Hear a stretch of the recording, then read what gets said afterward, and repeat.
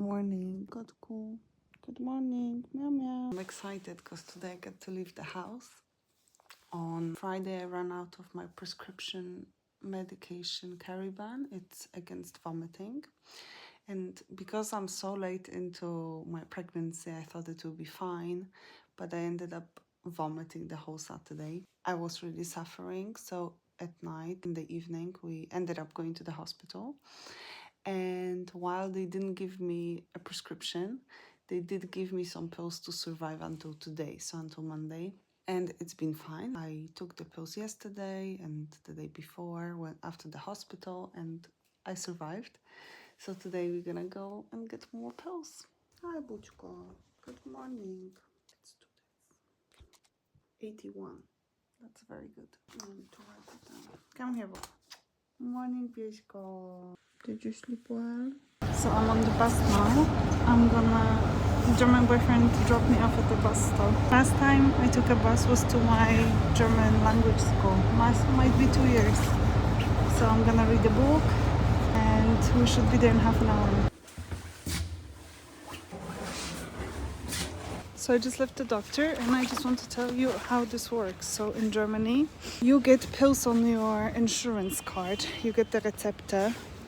But normally I would call them and say, hey, can you put more pills on my card? And then they do it, it's no problem. But every quarter the card somehow loses its whatever and you have to go to the practice to scan the card. And because it's January, it's a new quarter, so I couldn't just go to apotheke and get the medicine. I had to go into the practice, they had to put it in my card.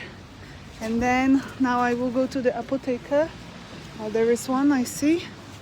So I will go there and I will get more pills. And what's nice about Germany and their system is that when you're pregnant, all the medicine that is prescribed by the doctor that you need during pregnancy is free. So I will literally give them my card. They will scan it at the apotheke, at the pharmacy. I get the pills, I don't pay, and I leave. And normally, because I need a lot of these pills, next time I need it, I will need it in this quarter. I will just call them and say, hey, can you put more pills on my card? And then I go to the apotheke with the card. I don't have to drive all the way here. I sound so shocked. I gave my card to the pharmacist and she started speaking Polish to me. And she's like, can I order it for you? And I was like, yes. And then because I was so shocked. And then I was like, no, because I'm not going to drive here again at 4. So I asked her where the next pharmacy is and I'm going somewhere else.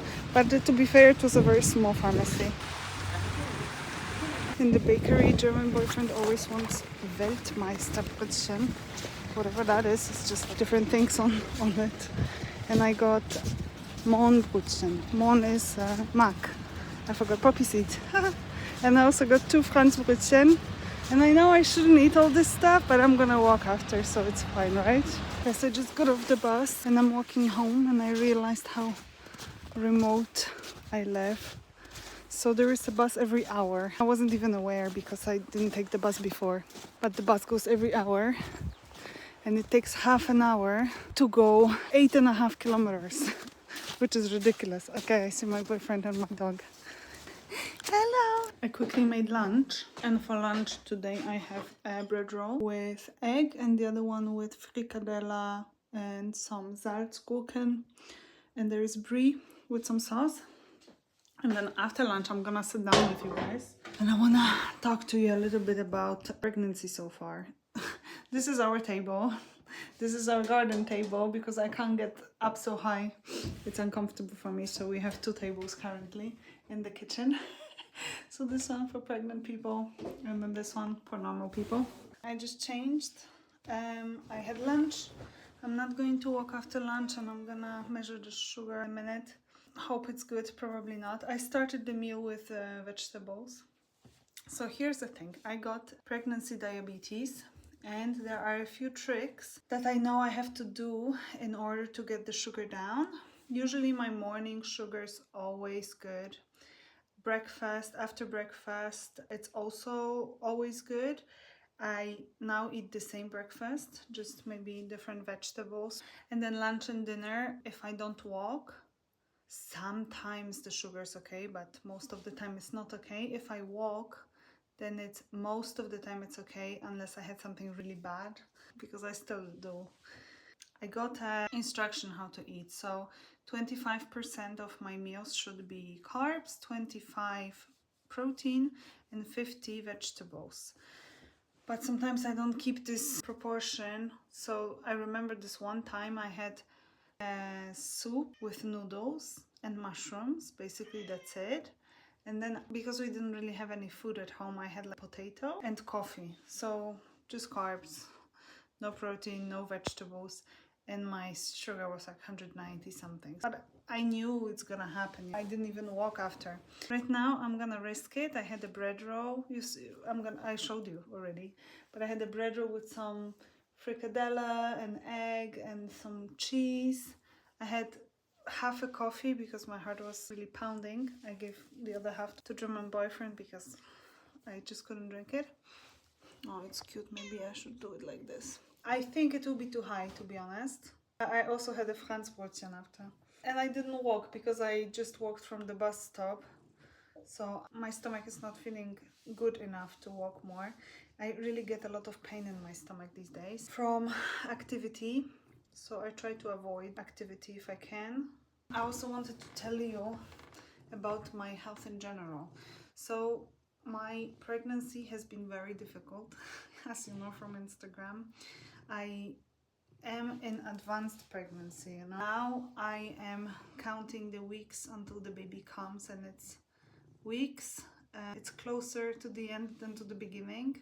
I'm already into my third trimester, and I'm still vomiting. That's why we went to pick up the pills, because without the pills I honestly thought it would be fine. So I was running out of the pills around New Year, and I said it to German boyfriend, oh, I don't have enough pills, but I'm sure it will be fine until Monday. Well, it wasn't. I really spent the whole Saturday vomiting. I was dehydrated. I didn't get any food in that day. We had to go to the hospital to get the pills, and now I got the pills. I already took some. But I just would have never thought that. First of all, morning sickness is not in the morning because I am vomiting after every meal.